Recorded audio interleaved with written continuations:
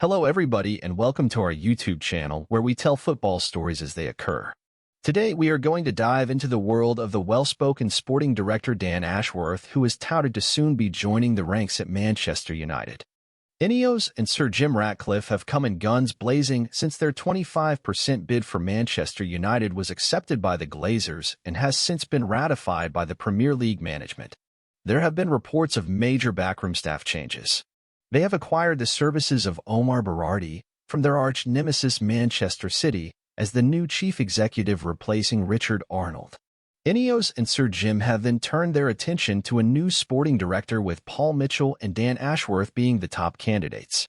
So far, Ashworth seems to be the favorite candidate for the position and has been placed on gardening leave by Newcastle United, with rumored talks ongoing between Manchester United and Newcastle on the structure of compensation, since Ineos want their man in now.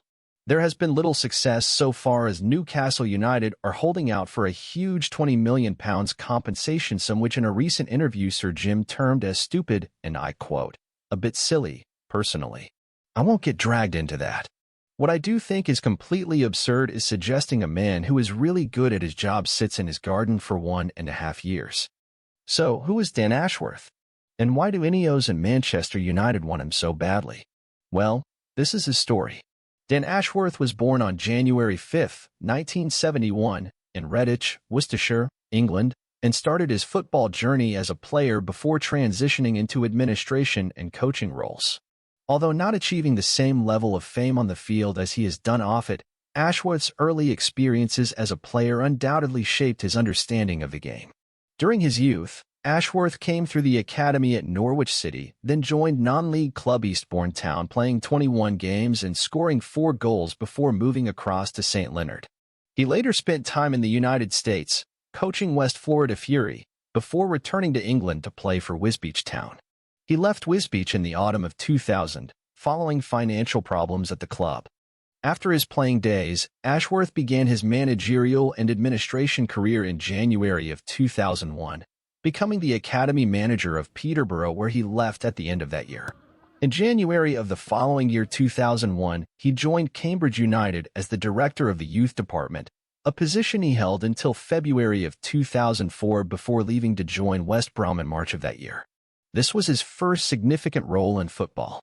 In this capacity, Ashworth played a pivotal role in reshaping the club's youth development system.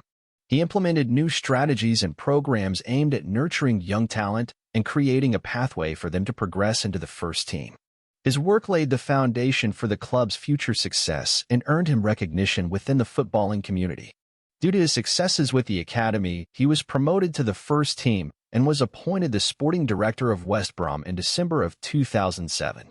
Under his watch, West Brom signed several good players. Among them was Peter Odemwingie from Lokomotiv Moscow for a fee of £1.5 million.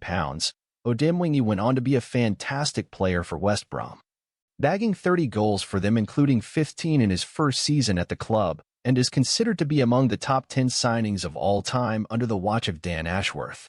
West Brom and Ashworth parted ways in June of 2013, having served them diligently for a total of 9 years. In July 2013, Ashworth's expertise and contributions to player development led to his appointment as the Director of Elite Development at the Football Association (FA). In this role, he was responsible for overseeing the technical development of players across all age groups within the English football system. During his time at the FA, Ashworth played a key role in implementing the England DNA philosophy, which aimed to instill a consistent playing style throughout all national teams. He worked closely with managers and coaches to identify and develop young talent, with the ultimate goal of improving the performance of the England national teams at all levels. In September of 2018, Ashworth left his role at the FA to join Brighton and Hove Albion Football Club as their technical director in February of 2019. His time with the Seagulls is probably the most successful stint of his career. Over 3 seasons and 6 transfer windows, Ashworth brought 22 players to the club, while 30 players left. The incomings cost £157.46 million, with £89.76 million being brought in through sales, leading to a net spend of £67.7 million.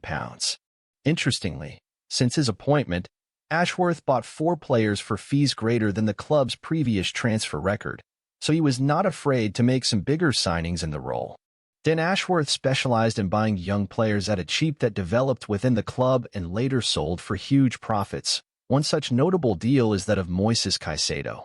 Brought in from Independiente del Valle for a fee of only £4 million, and Brighton would go on to sell him to Chelsea for a reported fee of £115 million, making a profit of £111 million. We can all agree that there are very few better transactions made by anyone than that involving Moises Caicedo. Dan Ashworth left Brighton to join Newcastle United in 2022. After Newcastle United was acquired by Saudi Arabian owners, they wanted a sporting director worthy of spearheading their ambitious project, and who better than Dan Ashworth? He worked as the sporting director of Newcastle United until February 19th of this year 2024, when Sir Jim Ratcliffe and Ineos were rumored to be eyeing him for the sporting director role at Manchester United.